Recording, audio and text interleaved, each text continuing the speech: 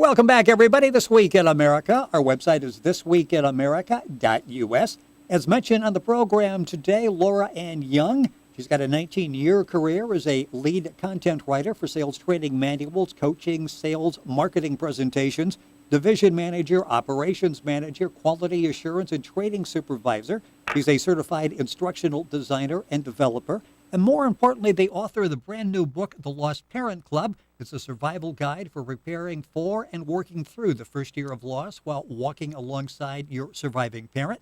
Lora, welcome to the program. It is great to have you with us on the program today. Thank you, Rick. Thanks for having me. It is our pleasure, and you are going to reach so many people that find themselves in a similar set of circumstances. We will do the website throughout the program, which is very simple, thelostparentclub.com. You can always go to our website, which is thisweekinamerica.us, and link on directly to Lora's website. Information on the book available at the website. We'll talk about, well, to begin, unexpected death of your mother. And this sort of said everything. So many people go through this where they're trying to pull their lives together, their families' lives together. And we'll go back and talk about the circumstances in a few minutes, but I want to talk about how the book came about. And you went through what you called the first 2 years of a long walking recovery. And people were coming to you, you were going to people through similar sets of circumstances. Talk about that, because out of that came, obviously planted in your mind was, I really need to do a book. Yeah, absolutely. What happened to me was my mom passed about 9 years ago, and it was rather unexpected. We only had really a couple days' notice, knowing that it was terminal and that she was going in that direction. Following the time that she passed, after she passed, that emotional journey that you start to go through, and, we got to the funeral and everything went great, but, when everybody goes home after the funeral, they really go home. And so what we learned as a family was that, you're sort of left to your own resources at that time. And, during that time, we were starting to be faced with situations where we had to, do as much research as we could in a short period of time because of changing circumstances. And as a family, my sister, Dad, and I, we all felt like we were reacting to these situations relatively quickly and not really knowing if we had all of the right information to make what we would consider an informed decision. So that was, I think, part of the stress that we had at the beginning, plus going through the emotions of the grieving process. And, as you mentioned, I was in a position at that time where I traveled a lot. And what I found was that I just was all of a sudden becoming a magnet for situations where we were talking about, the things that were, affecting us in our lives. And I was amazed at how many people I came in contact with, both friends, family, people along the road while I was traveling, that were really in a lot of the same circumstances. And so I was able to learn a lot of things from the people as I traveled, but it really made me stop and think, we've got a gap here. And, not knowing where this was going to take us in the future. My dad today is in good health and very active, but, we had a scare at one point where we thought my mom was going to go into assisted living. And that was a little bit of an eye-opener for us because we didn't feel like we were prepared. And, the instructions we were given were, just drive around with the yellow pages. And that didn't seem like the right answer to me. So following my experience myself and as a result of my travel and running into all of the great people along the way, I decided that this was a book and the message was very important. So it's become quite a passion for me, but it's taken about 8 years to get here. So it's been a great journey. Well, it's a user-friendly guide, and we've talked before, and you talk so much in the book. The Lost Parent Club is the name of the book. The website is thelostparentclub.com. Lora Ann, our guest on the program. How important resources are, and you really had to find resources on your own. If you were even thinking about finding resources, you talk about the fog of numbness, and anybody that's gone through that knows exactly what you're talking about. You're not really managing the circumstances are managing you at that point. Absolutely.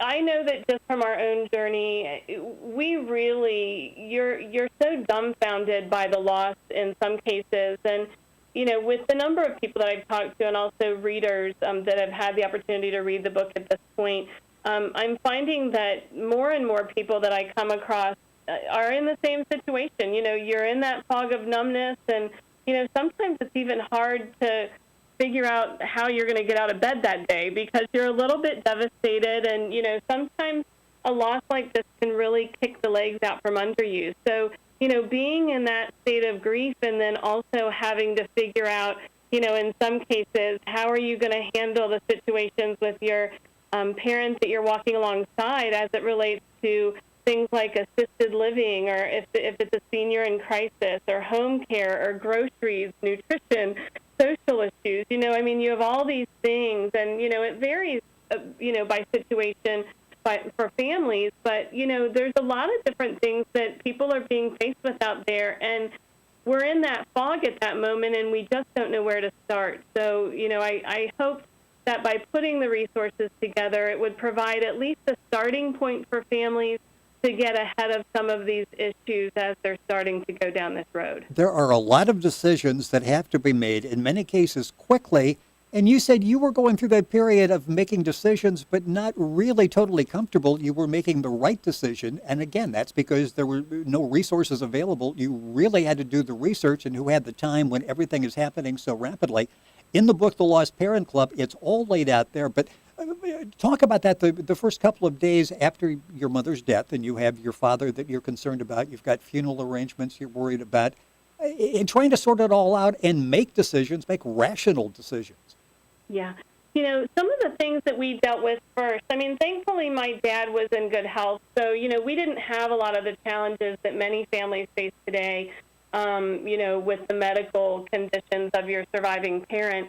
So for us, those first couple of days were things just as simple as, what documents do we need in order to help my dad manage through the paperwork side of dealing with all the challenges that, my mom passing is going to create for him. So it was things like paperwork and planning the funeral, and how do you know where the reputable funeral homes are, and how do you know, you're not being taken advantage of. You hope that everyone out there is, looking out for your best interest, but I think it's important, to sort of know what the guidelines are in these different industries, just so you have peace of mind that you're making the right decisions, and then, things like, helping your parent in when are they going to get rid of your parent's things, or helping them during that transition at home was also for us an important thing to just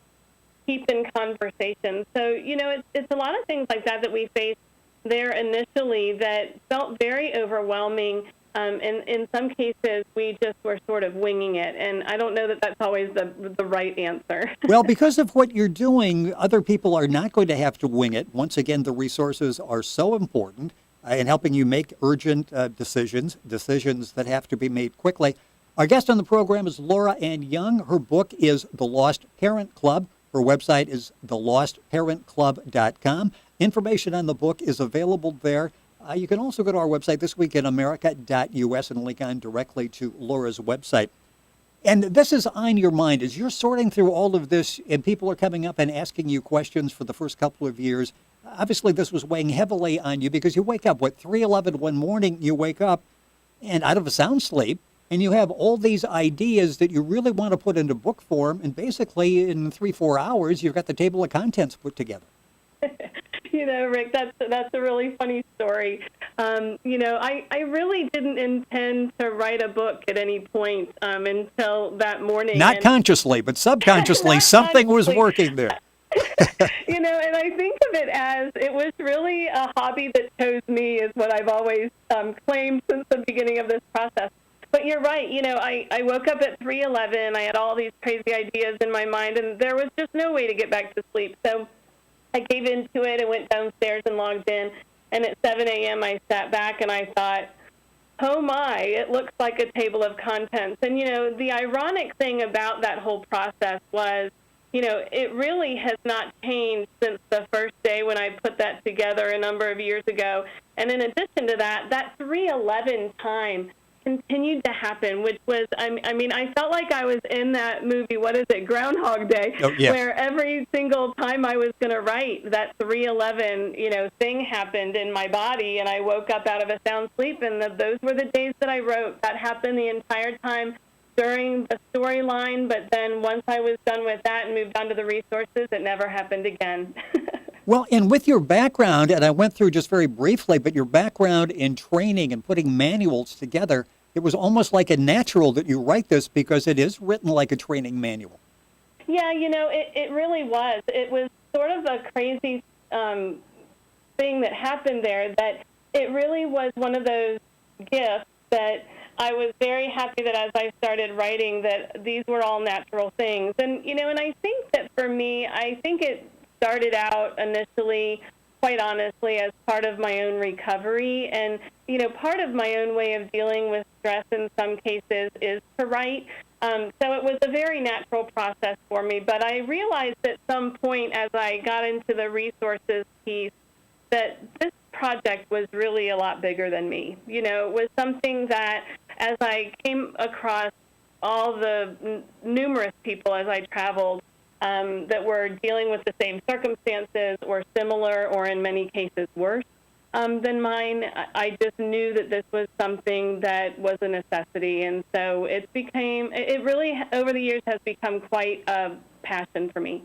The book is called The Lost Parent Club. The website is thelostparentclub.com. Lora AnnYoung, our guest on the program. The book is designed as a roadmap, and as you look through the table of contents, it's so comprehensive. It basically takes you from the time of the death all the way through into into the second year, and gets you through that very difficult first year. And you make the point that making that transition is your job. It's really, you are the one that can control it, and with this information, you're able to do that. Yeah, absolutely. And I think the other thing, too, is that, with the resources, with the types of issues that I'm addressing in there, I know for me personally, I'm 8 years out since my mom passed, and these are a lot of the resources that I believe I'll continue to use going forward, just as our family situation changes and, we continue to walk alongside my dad. He's in great health now, but he's 84. And so, it's nice to have these sort of in my hip pocket, just so that as we, deal with regular life circumstances, that we have a place to start. And you talk about the sort of 7 stages of grief you go through, and people can relate to these. One that is interesting, and you find so many people that are back, and you call it bargaining, what you could have done differently. Do you find that's quite common, where people will go back and go, gee, what if? Yeah, it's funny because when I look at all the different stages that you can go through, I think bargaining is one of those that, if you are having those feelings, you certainly can get to the point where you're feeling as though you could have done something different. And, that's a tough one to take, for those that go through that stage and that linger in that stage for a period of time. And so, it's funny, when I look at the stages of grief, I know that I probably went through every one of them, some for longer periods of time than others, but that's one of the toughest ones, I think, is just second-guessing yourself and how things played out. At the end of that list is re-engaging in life. For you, how difficult was that to get to the point where I need to go forward? I think I bounced back and forth between being ready for that stage and then not. Yes. And so I think that there were many times especially as I finished the writing process, which was about 1.5 years past my mom passing, I think at that point I was feeling that I was in control, and I was, setting goals again, and I was able to manage to the lighter shades of gray, in how I was thinking about my mom passing, and, making it to where I could really put things in a positive place. And, one of the things that I did during that time, just to help myself get there, was I sat down and I made a list of, what does being on the lighter side of this look like? Does it mean that I can go through the holidays and think about my mom, but be in a good place and be able to resume being happy on those days and not having that huge void? And I made a list of a couple of things that were important to me. And on the days that I had the toughest times, those were the days that I pulled that list out and said, okay, if I need to move to this place where I'm in a better disposition and thinking about things in a much better way, what can I do today to move myself closer to that? And it really helped me maintain a level of personal accountability, on those days, just to make sure that I was positioning things correctly. We've got a couple minutes left in the program. And in talking about that, one of the chapters is working through the first year first. And that's obviously the major holidays. Last Christmas, we were doing this. I talked to Mom on this particular day. But during the course of the year, there are other days. There are birthdays. There are anniversaries. There are days when, if you lived out of town, that maybe you were back visiting, that type of thing. So that first year, is that the most difficult? Because we tend to put things in that one-year anniversary stage. It is. And I have to say that, from all of the people that I've talked to as I've gone throughout this journey of writing, this is one of the areas that came up the most commonly, was that the build-up for these days can actually be worse than the day itself. Yes. I think about when Mother's Day was coming along, and I have to say it was pretty nauseating going into the store even a month prior to the date and seeing the decorations and seeing cards. It was really a day that I truly, truly dreaded because I didn't know how I was going to handle it. And what I learned through that was that, there's a number of different things that you can do just to prepare yourself for those days and to make sure that you're managing the day relatively with ease. And, the first thing is to just make sure that you have a simple plan. I find that people that go into those days and don't have a plan, they are possibly going to struggle a little bit more. And the reason I say that is because they don't have anyone to be accountable to. So staying in bed or being upset and staying home, is sometimes what they would opt to do because the day is just difficult when they wake up. So I think having a simple plan is really important. The next thing is involving others. And this is a big one because, as I mentioned before, if you don't have someone to be accountable to, then that can give you some challenges on that day. So have someone that you're meeting for lunch, or do something where you have someone that can help you be accountable to following through with your plan.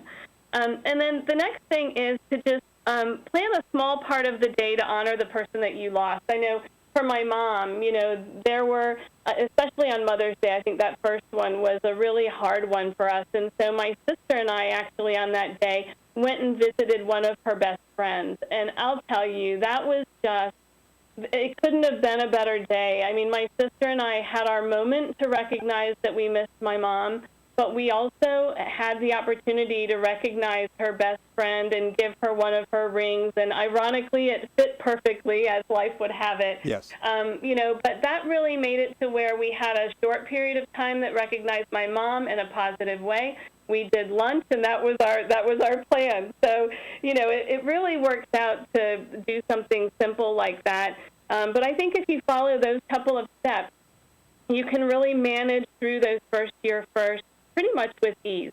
Got about 30 seconds left. One chapter is 1 step forward, 2 steps back. And I'm thinking there will be setbacks, and you had those along the way. You just recover from them and go forward, but it's not perfect. You still will have bad days. Yeah, and you have to be able to recognize that as you're going through it. But I think the biggest part of when you have those bad days is being able to recognize that on those days, you really are the one that's in control of that. And, it's easy to give in to those days and just say, I'm having a bad day. I just want to crawl up in a corner and be done with it. But I think that something that always helped me as I got to days like that was, I always reminded myself, what would my mom want me to do on those days to get through it? You know, what would her expectation be? And I'll tell you, I can still hear her today that she would be like, get over it. And, you know, you need to move on, and I want you to live a fulfilling life. And, you know, and so I think just thinking about, you know, what the person that passed, what they would want for you on those days, and, you know, just hold yourself accountable. The book is called The Lost Parent Club. It's a survival guide for preparing for and working through the first year of loss while walking alongside your surviving parent. The website is thelostparentclub.com, the name of the book.com. Information available at our website, thisweekinamerica.us. You can go there and log on directly to link up directly with Lora's website. Lora AnnYoung, our guest on the program. Thank you so much for being on the program. We have much more to talk about. We will have you back on the program. Thank you so much for being with us today. That sounds great. Thanks so much for having me. You're welcome. And again, all the information available at our website, thisweekinamerica.us.